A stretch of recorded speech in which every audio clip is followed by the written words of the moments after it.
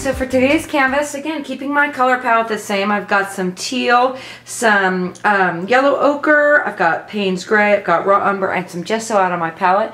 And I'm going to go in and kind of paint the background. I'm going to paint with my fingers. I'm going to get my hands nice and dirty. And I'm just going to subtly blend these colors together. I'm going to be using a lot of white, and then I might be putting in some white space using some super heavy gesso on top. But I just want something that's quite blendy of the colors. So I'm just going to go in with my fingers with the teal and the white, both on my finger, and just start getting a nice blend, a nice soft blend of color. And this will just be the background layer. This is not, yay, I'm done once I get this on here. This will just be one layer of potentially many that I'll be putting on here. And I kind of consider this a chaos layer. It helps me decide what I'm doing. I believe in forward motion, so this layer helps me achieve that forward motion. I really am working on color blending here. I might get something different as I keep blending. So I know going in that expect the unexpected when it comes to working with the colors I've got here. And you know what? I've also chosen a palette that isn't something that I would always say is my repertoire of colors. And when you do that, you push yourself beyond a limit, and it's really kind of a good idea to keep pushing yourself in palettes that maybe you didn't know you even loved. So I'm going to continue to do this. I'm hoping to make a little bit of a green over here by mixing my yellow and my teal. But I'm keeping the same color palette, but just by the blending of the colors, I'm able to mix that in. So that's another thing to consider. You might only be using 6 colors, but those 6 colors, once they blend, can become an infinite amount of colors. Yet they all still will go together. But that was a little bit more yellow than I really wanted, so let's roll with it. And I'll just keep going like this, just blending this really soft, muted background. This is setting the stage for what I hope to do on top, just kind of identifying area and giving me a nice blendy look.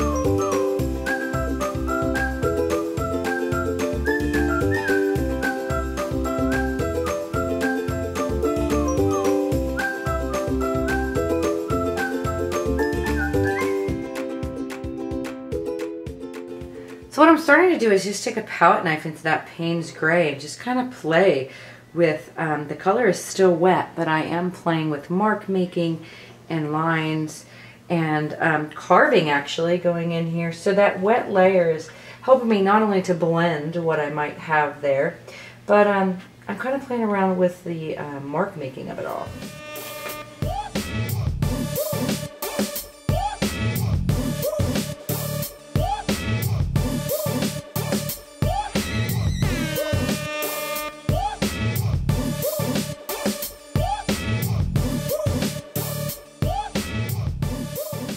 Still playing around with the mark making, but I want to add in just some really stark gesso, some whites. Now you can use the super heavy gesso here. That will give you amazing coverage, but I think I'm just going to play around with the opacity a little bit. I like that there's some solid areas and that there's not. And I feel like I'm going to be changing my mind several times. Again, there's no rhyme or reason. There's no like mythology behind why or how you can approach these canvases, but know that finding your own style could be a matter of just playing. So that's what I'm doing here. I'm playing. I'm allowing the process to dictate where I'm going to go and how much time I'm going to spend doing it. So it could be that as I'm playing back and forth, as I'm dancing, like I like to call it, that I could change my mind a dozen times. And that process of the dance is what helps us understand our art a little bit better. Like that's bad. But I can wipe it away, or I could just go through it with a bit of white.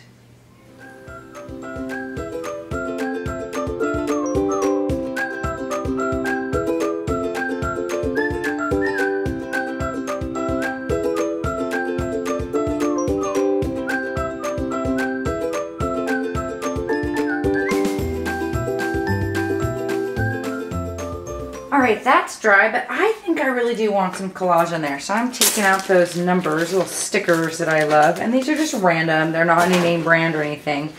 Probably at like a Walmart or something you'd put on your mailbox. And I'm just going to collage in a bunch of them. For some reason I just like numbers and words and stuff in my work. So it makes sense that as part of this, a running thread could be to put these in there throughout. Not in every one, but the fact that they're in there kind of makes me happy. So just go ahead and do that, and then put layers on top of it. Alright, so now that I got that in there, I'm going to go back on with some color. Still blending, still kind of layering, making my mind up as I'm going along. I want this to be a little yellower, so I'm going to add some of that in. And this is kind of the beauty of working in layers, is you can change your mind and keep building. I can, with acrylic paints, I can change my mind 80,000 times and just keep it layering and layering and layering, which I love. So I'm just going to keep playing with the color that I'd already started with, just blending it, blending and then changing my mind a lot of the times, and then just see where that takes me.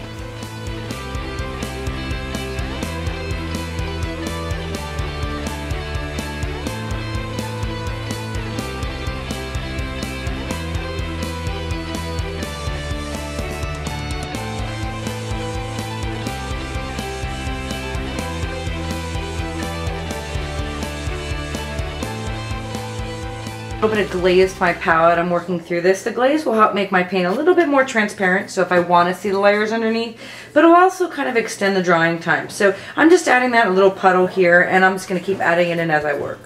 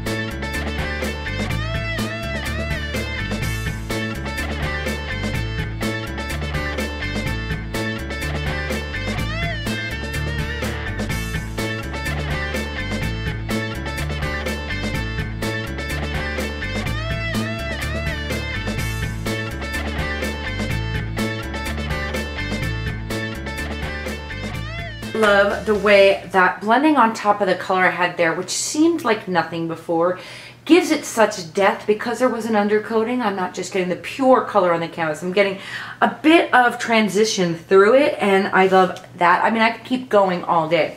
So what I'm going to do now is I want to blend in some white. Now this is just the gesso, and I'm still going to use some of that glazing liquid in there because I want to go over this and I want to blend it in. I want to soften that. And then I'll probably go over it again with some color. But I just want to give this a little whitewashed effect in there. And this gesso with a little bit of the glaze should help me do that. Just bringing that out and in. Just giving this whitewashed effect. Now, the more glaze you add, the more transparent your glaze will be, or your color will be, and the less, obviously, the more opaque. So you can play around with that in there. Oh, I'm loving that. Oh. So I'm just going back and forth with this. I'm going to go on a couple more layers with this, but for right now, this is where I'm going to work. And then once I get this all worked out the way I want, I'll stop and I'll come back.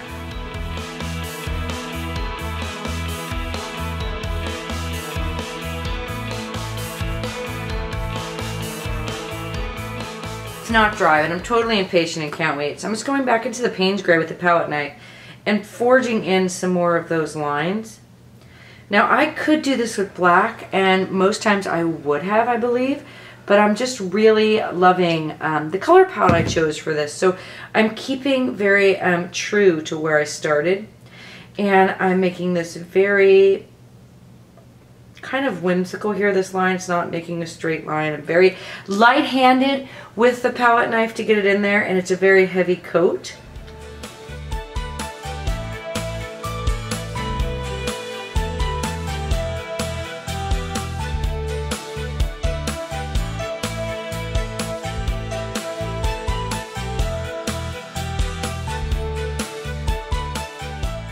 Paint's still wet again, but I just can't wait. So I'm going in with some yellow ochre. Just adding a little bit more of that there. Oh yeah. Oh yeah. Oh yeah. These are just subtle little nuances. I should probably zoom in just a little bit more because it's making me so incredibly happy. These subtle little pops of color in there, and that's just the yellow ochre there. Putting a little bit over here. Just plain, really.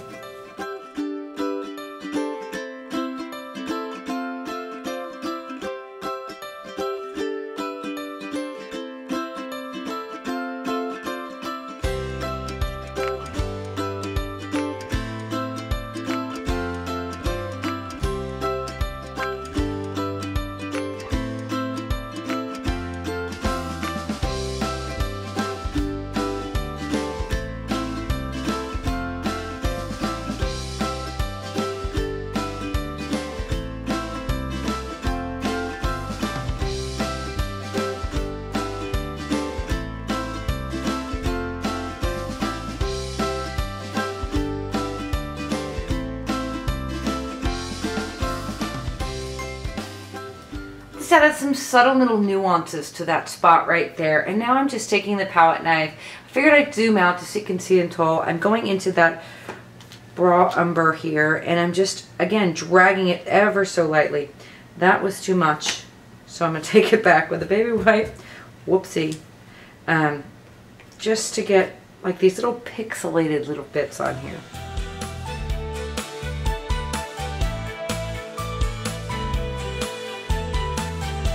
So I've been sitting with this, letting it resonate. I let it totally dry, and I think I'm going to do a glaze on top of it again. I just like the grunginess, and I think it's just kind of keeping that theme, but I'm not going to let a lot of it stay, so it'll be just little. And I'm going to concentrate on the edges, on the outside. So I'm just going to go around. Again, you're going to put the glaze on. I made 50-50 the raw umber and the acrylic glazing liquid. And then the glaze makes it kind of extend the drying time. And then I will come back and wipe that away.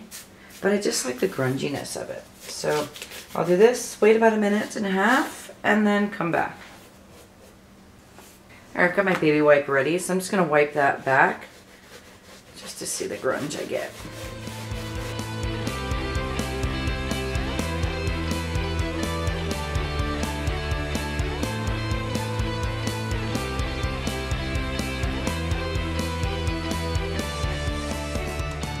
So I'm in love with the way that turned out. That just gave it just enough grungy quality to just finish it off. So again, color palette's the same, but the artwork each time might have a different intention, a different way it is going down or applied. So just keeping with that, just pulling from your same color palette, you can actually come to a canvas each day with a brand new perspective, as if you are literally living each day as a blank canvas and throwing anything you can at it that you've kind of have in front of you. So, all right, that is it for today's canvas.